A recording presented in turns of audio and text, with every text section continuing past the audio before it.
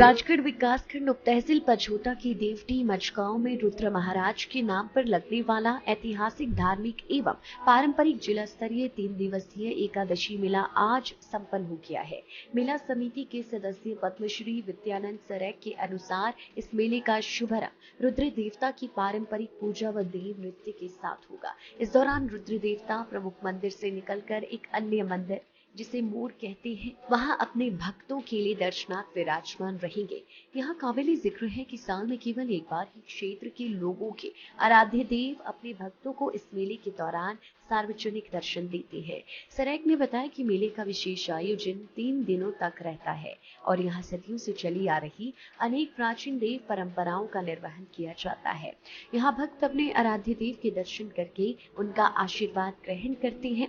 इस मेले में खेल प्रतियोगिताओं व सांस्कृतिक कार्यक्रम के साथ साथ स्थानीय लोक नाट्य करियाला का भी मंचन होगा। मेले का समापन प्रदेश सरकार की कैबिनेट मंत्री रोहित ठाकुर द्वारा किया गया। शिक्षा मंत्री ने मेले में लोगों को संबोधित करते हुए कहा कि पारंपरिक एवं ऐतिहासिक रुद्र महाराज एकादशी मेले में देवी देवताओं की आस्था के साथ स्थानीय लोगों में संस्कृति की झलक हमें देखने को मिलती है। मेले एवं त्योहार हमारी समृद्ध संस्कृति के परिचायक है और इनके संरक्षण के लिए प्रदेश सरकार प्रतिबद्ध है। जुड़े हुए मुद्दे भी है, इसका सभी मामलों को एक एक करके, जैसे पशुपालन विभाग की यहाँ पर डिस्पेंसरी की बात आई, बिल्डिंग का निर्माण हो, इसके अलावा कुछ संपर्क सड़कों की बात आई, साथ ही साथ बैंक का यहाँ पर शाखा खुले। हमारे जो हिमाचल सरकार का अपना बैंक है, सहकारी बैंक है, कोऑपरेटिव बैंक है। इसके अलावा जो तो मेरे विभाग से संबंधित जो हमारे विषय है उसका तो निश्चित रूप से चरणबद्ध तरीके से निदान निकाला जाएगा। लेकिन इसके अलावा भी जो मेरे को यहाँ पर मांग पत्र दिया है, इन सभी मांगों को जो हमारे इससे संबंधित हमारे मंत्री है, हमारे माननीय मुख्यमंत्री, अधिकारी, उन सभी के साथ इन सभी मामलों को मजबूती के साथ उठाया जाएगा। और साथ ही साथ यहाँ पर जो मेरे विभाग से संबंधित बातें यहाँ आई है, क्योंकि सबसे पहले मेहता जी, सभी हमारे जो कार्यकर्ता बलबीर जी, सभी मेरे को ग्राउंड यहाँ पर दिखाने को ले गए थे, जिसके बारे में मुझसे पूर्व सरेक साहब ने भी अपने संबोधन में ये बात रखी है। ये मैं समझता हूँ बहुत ही अच्छी जगह पे स्थित है और जैसा मुझे बताया गया, इसका प्राकलन भी लगभग कोई 45 लाख के आसपास का तैयार है, जहां प्रथम चरण में इसको स्पोर्ट्स डिपार्टमेंट, वाईएसएस डिपार्टमेंट के माध्यम से इस मामले को उठाया जाएगा।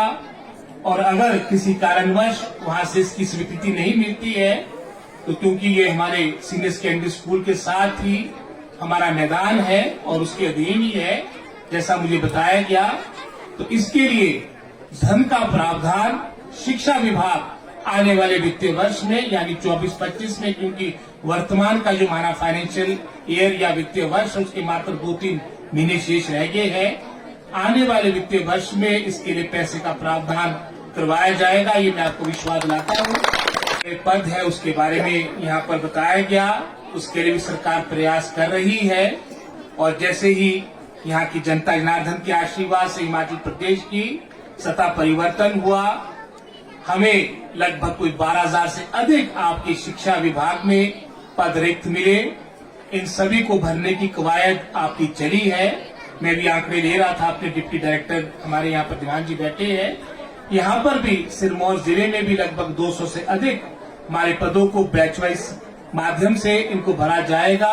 और मेरा पूरा प्रयास रहेगा कि जो दूर दराज के क्षेत्र है, जो आपके सिंगल टीचर, विदाउट टीचर, या जहां पर हायर इनरोलमेंट है, ज्यादा स्टूडेंट्स है, उन क्षेत्रों में इन शिक्षकों को भेजा जाएगा। कि वर्तमान में चाहे वो पछाड़ विधानसभा क्षेत्र की बात हो, चाहे चुपाल जुबल कोटखाई की बात हो, या फिर वो चाहे आपके चुरा चंबा जिले की बात हो, भरमौर की बात हो, चाहे वो हमारे कुल्लू जिले की बात हो, जितने भी हमारे ये पहाड़ी क्षेत्र है, अगर अभाव हमारा अधिकतर स्टाफ से संबंधित अगर है किसी क्षेत्र में, तो इन्हीं क्षेत्रों में है, तो मेरी पूरी प्राथमिकता रहेगी जो आपके पद रिक्त पड़े हैं उनको भरा जाए।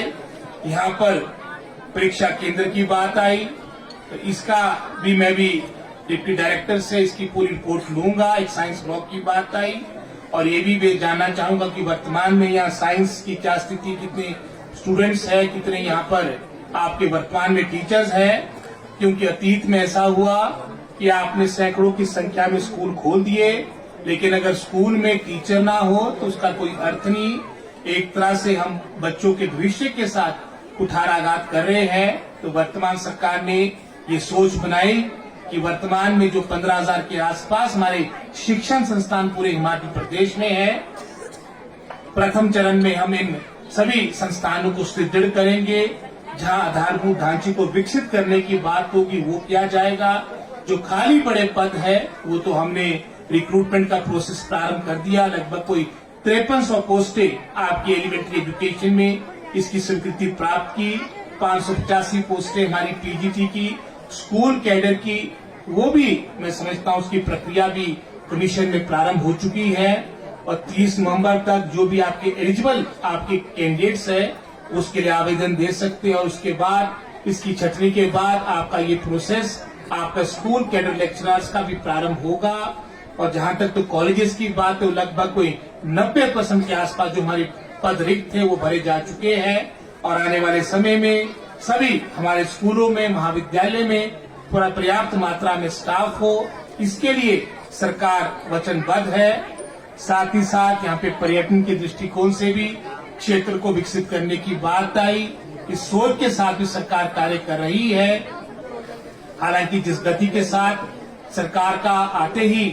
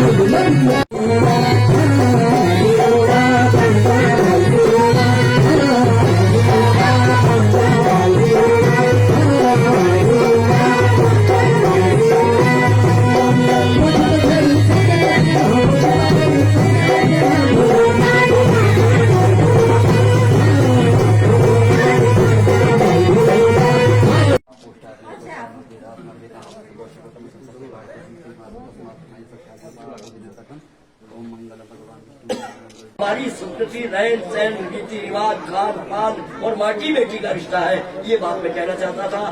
तो लाइफ टाइम्स टीवी के लिए राजगढ़ से जीडी शर्मा की रिपोर्ट। त्योहार के इस सुहाने सीजन में गोयल मोटर्स नेटवर्क की सोलन और शिमला स्थित नेक्सा शोरूम में पाए इंडिया की सबसे पसंदीदा गाड़ियों पर खास ऑफर। इग्निस, बिलेनो, फ्रॉन्स, जिम्नी और ग्रैंड विटारा जैसी शानदार गाड़ियों को खरीदने का साल का सबसे बेहतर वक्त। नेक्सा का खास ब्लैक एडिशन उपलब्ध है। सभी तरह की गाड़ियों से एक्सचेंज और अपग्रेड ऑफर भी। तो देर किस बात की, आज ही सोलन या शिमला में गोयल मोटर्स के नेक्सा शोरूम में पधारे और पाए कार खरीदारी का एक कभी ना भूलने वाला सुखद अनुभव।